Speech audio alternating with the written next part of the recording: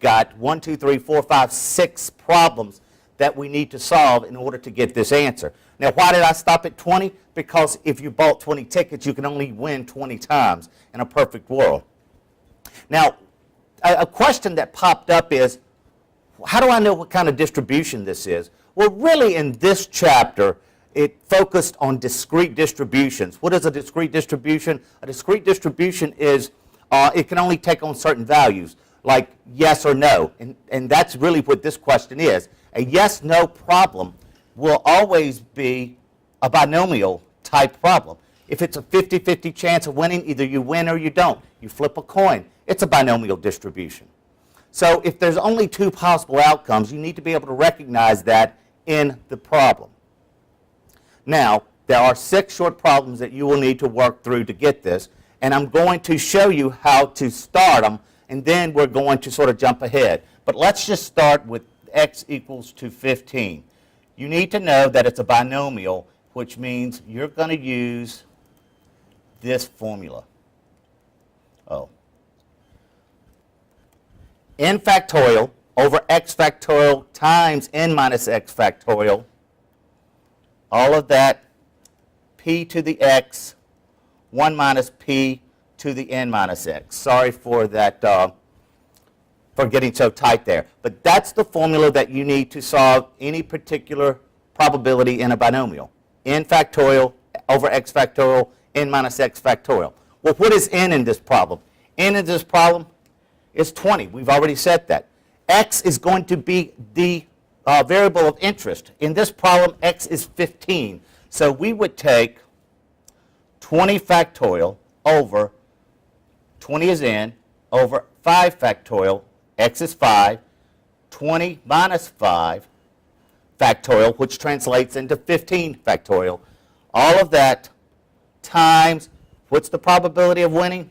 50%. So the probability is p, 50-50. 0.5 to the x power, x is 5. No, x is 15 here. Sorry. So it's 15 factorial, 20 minus 15 factorial. 0.5 to the x, which is 15. 1 minus 0.5 is also 0.5 to the 20 minus 15. Now that looks a little messy, but really this comes down to 20 factorial, 15 factorial, times 5 factorial, 0.5 to the 15th power, 0.5 to the 5th power. Now, if you take your time and work through this problem, you should come up with a with a specific answer. You would need to do the same thing for x equals 16, x equals 17, x equals 18, x equals 19, and x equals 20. Each time the variable would change according to the x. Now, I provided you with a spreadsheet on the opening page to this course, and it said Excel examples or something to that effect. If you see, I have at the bottom various tabs, and I've got one for a binomial, which is what this is. So if you were to go up, number of observations, type in 20, it will populate the probability of success, 0.5. Obviously, the probability of a failure has to be a 0.5 also. Well, it calculates it for you. I've set up the spreadsheet to do it. But the probability that x is equal to 15, you should get 0.0148 for rounding. You should get 0.0046 for a probability of x equals 16. You should get a probability for x equals 17 of 0.001087, etc. Now, to get this answer using this spreadsheet or using the binomial tables in the textbook, you can simply sum up these 6 probabilities that are calculated for you. And obviously, I don't know how to type, but let's try that again. Sum, and it shows that it's about 2.1% as the answer. And according to what I've got here, the answer is 2.1%. Okay? Once again, I showed you how to do the probability of x equals 15, but you would need to work through 16, 17, 18, 19, and probability of x equals to 20. Okay? Now, if you have questions, obviously you can reach out to me, and this technology is going to allow you to ask questions later on, but we're not quite ready for that today.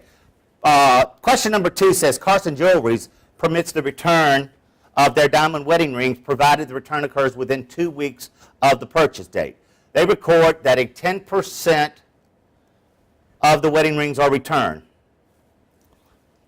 That should tell you that P is equal to 10%, the probability of a success. In this case, I don't know if you would consider it a success to have a wedding ring returned, but that is the statistical interpretation of it.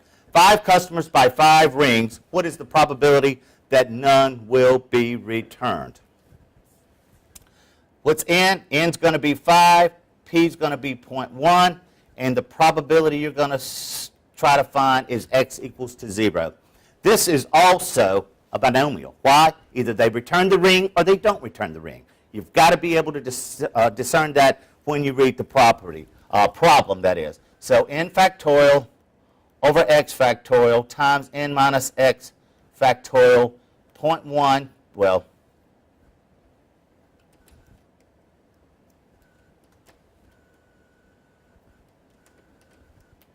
p to the x, 1 minus p to the n minus x. This problem is very easy because you have 5 factorial over 0 factorial, 5 minus 0 factorial, all that goes to 1. 0 factorial by definition is 1, and then 5 factorial is, I think, 120 divided by 5 factorial, which is 120. So regardless of what it is, it sums to 1. P, anything to the 0 power, goes to 1. So all you have to do is 1 minus 0.1 to the 5 minus 0 power. So you get 0.9 to the 5th power. And according to my answer, it's about 59% when you do that math. Once again, real quickly, I will show you the Excel spreadsheet.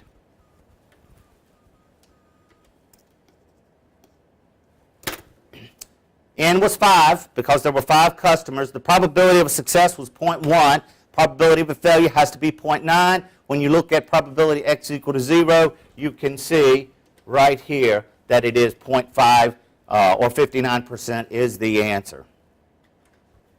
Okay? Moving right along. Man, statistics is fantastic. In a large area, past records reveal that 30% of all high school students go to college.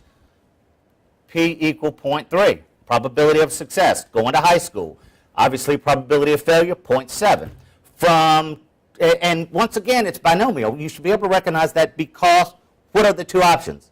Go to college, don't go to college. From 20 graduates, n equals 20, write it down so you keep up with it. What's the probability that exactly 8 will go? That's a pretty easy one as well. N is 20, n factorial over x factorial, n minus x factorial, p to the x, 1 minus p to the n minus x, equal, not that, 20 factorial over 8 factorial. 20 minus 8 is 12 factorial. Probability of success is 0.30 to the 8th power, 0.7 to the 20 minus 8, which would be the 12th power. Now, if you follow along, you can see here that in these 2 numbers, 8 and 12 always equal the top value. The top factorial is always equal to the sum of the denominator 2 variables. And whatever the x factorial goes in the first exponent, the n minus x goes in the second factorial. When you do that math, it looks like about 11.4%. For one more time, I'm going to quickly go back over what did we say the probability was. There were 20.3 and we wanted to know exactly 8. And you can see here that 8 is 11.4397%. Okay? Question number 4 says that a new car put into production involved many assembly tasks. Each car was inspected at the end, and the number of defects were recorded. For the first 100 cars, there were 40 defective cars. Some of the cars had no defects, a few had 1 defect, and so on and so forth and so on. The distribution follows a Poisson distribution. They tell you here that it's a Poisson, but you should be able to recognize that they're not just seeing if it's defective or not defective, they're measuring the number of defects. Not just defective or not, but the number of. So that's why it's not a binomial distribution in this particular sample. It says on the first 100, how many out of every 1,000 cars should have 1 or more defects? Well, first we need to realize that probability is going to be 40 over 100, which is going to be 0.40. And it says we want to know probability of 1 or more. So we're saying the probability of x is greater than or equal to 1. Well, in order to do this problem, you would have to go through and do the probability of 1, 2, 3, 4, probability of x equal 1, probability of x equal 2, probability of x equal 3, all the way to the probability of x equal 100. That would be a lot of time consumption and a lot of crunchy numbers. However, you can rewrite x is greater than or equal to 1 as 1 minus the probability that x is equal to 0. Because cumulative, they have to be 100%. So 1 minus the probability of x is equal to 0 is equal to the probability that x is greater than or equal to 1. Now you have to recognize this is a Poisson distribution. For the Poisson distribution, you're going to use mu factorial, mu to the x power, mu meaning, and I wrote this as the probability, it's really the mean. Let me back up and use the right terminology. The mean number of defects is 40%. So mu to the x power times e, which is the exponent, exp key, to the minus mu over x factorial. So the probability that x is equal to 0, you've got 0.4 to the x power. What is x? X is 0 in this problem. E to the minus 0.4 over 0 factorial. When you crunch through these numbers, you get this is equal, probability x is equal to 0 is equal to, I believe that's equal to 0.67. I've written down here. But the answer would be 1 minus 0.67 or 0.33%.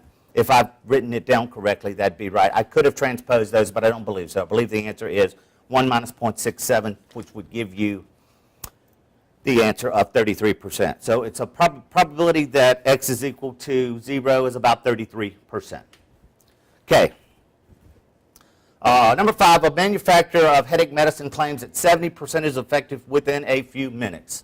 That is out of every 170 get relief. A group of 12 patients, 0.7, n is 12.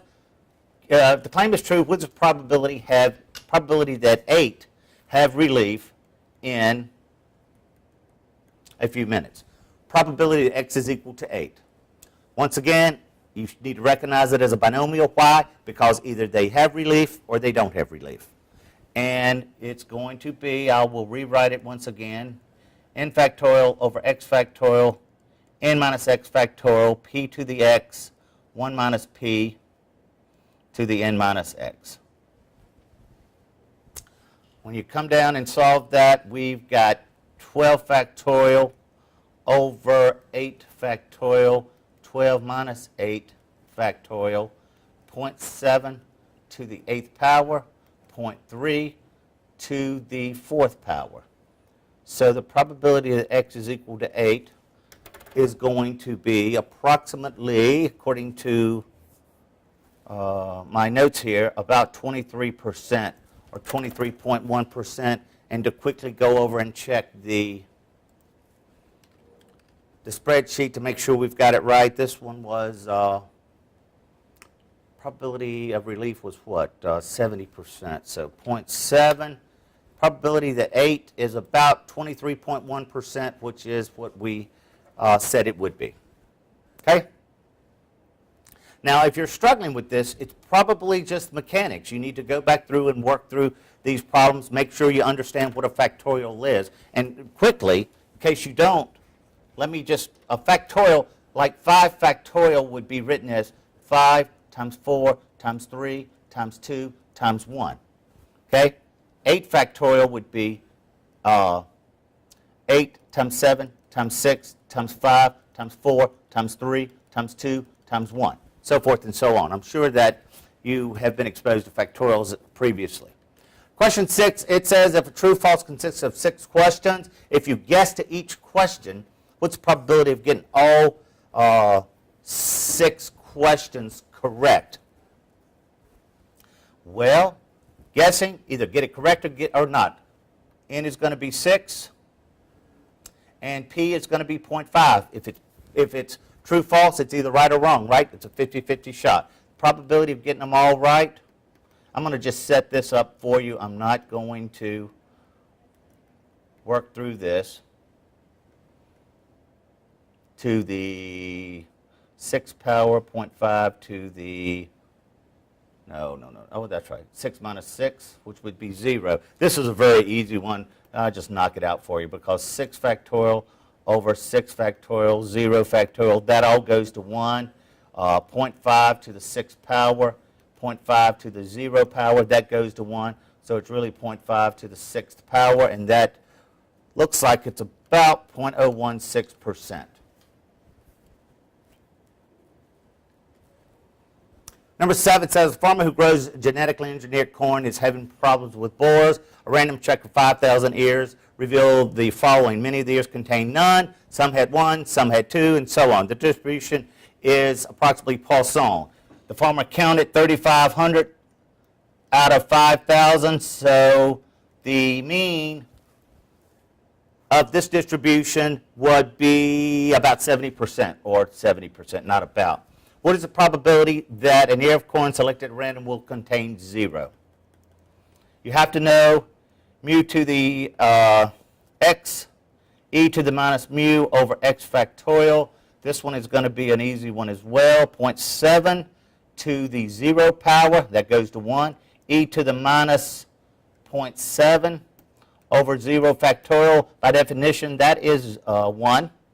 E to the minus 0.7 should give you an answer of about 50%, or more precisely 49.66%. Okay? And once again, this is not whether there was defects or not, it was how many, the number of defects. So it followed a Poisson distribution. Poisson distributions, I'm pretty sure I said it in my lecture elsewhere, but they're used quite often in queuing, like the number of people in line at McDonald's, the number of people at a bank teller, the number of people that are going through a Walmart checkout line. They use it to determine the number of lines they need to have open, or the number of drive-thrus they need open, or things of that nature. Number 8 says a machine shop has 100 presses and other machines in constant use. The probability a machine will be inoperative is actually 2,000ths of 1. During some days, no machines are. Some days, 2, 3, 4, 5, etc. What is the probability that fewer than 2 machines will be inoperative during a particular day?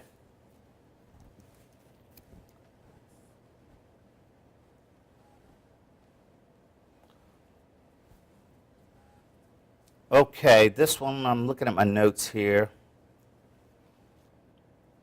The probability a machine will become inoperative, okay, n is equal 100.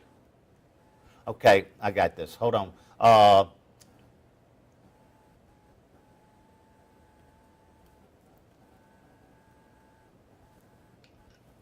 So we're going to do the probability that fewer what is the probability that fewer than 2 machines will be inoperative? So really what we're going to do is probability of x is equal to 0, and the probability, sorry about that, and the probability x is equal to 1. Let me check something real quick here. I don't want to get this wrong. Yeah, okay. That should be a p, not a mu. And I paused to check that because this is a bit confusing, even for me. I haven't looked at it in a while, because it says it's using that language, some have 1, some have 2, some have 3. But really, it's whether or not a machine is inoperative or not. So it's a binomial distribution. You're going to come down and do probability x is equal to 1 and x is equal to 0. So you're going to have n factorial, x factorial, n minus x factorial, p to the x, 1 minus p to the n minus x. And when you look up the probability x is equal to 0, x is equal to 1, you get 0.8186 plus 0.164. So you get about a 98% probability that fewer than 2 machines will be inoperative on any particular day. This is one of those questions. What do you need to know to develop a binomial distribution? And binomial distribution, you need a probability and n, the number of trials. I believe that is probability of a success and the number of trials. And I can look at that, and that's right, because if you have that, you can calculate a binomial probability distribution. Number 10, probability x is greater than, I'm reading that. David's gasoline offers 4 cents off, does not, in cash, and does not use a credit card, 40% cash during a 124-hour period. What is the probability that at least 10 pay in cash? So here we've got n equal to 25, p is equal to 0.4, and we're going to do the probability that x is greater than or equal to 10. So we're going to have to do x is equal to 10, x equal to 11, x equal probability x is equal to 11. Probability that x is equal to 12, all the way down to the probability x is equal to 25. I'm not going to work through that for you. I'm just going to show it to you there, and I'm going to go on. N is 25, p is 0.4, so I'm going to go in and fill in 25. I'm going to fill in 0.4, and then I'm going to just sum up the answer for x is greater than or equal to 10. So I'm going to sum from 10 through 25, and it says it's 57.5% is the answer. So about 58% of the, it's about 58% probability that at least 10 people will pay in cash in order to get that 4% discount off of those questions. Okay, that's our first trial version. Now, this will be posted to YouTube, and assuming that it recorded okay, and I will make the link available to you. It will be a private YouTube link, so you will not be able to just Google it and find it. But I hope that this will be something that we can utilize more in the future to answer questions and maybe have virtual office hours for people who are struggling with problems. And also, while I'm here, we could take this opportunity to use this technology in order to further explore your project, your regression project that's going to be required for you to get done. So once again, I thank you for your patience. I probably talked a little fast. Well, I always talk fast, but maybe a little faster than normal because I was trying to get this done before the tech person had to leave who's doing the show on the other side of this camera. But thank you. I hope that this will be beneficial and we can use it more in the future. Thank you. And I'm out.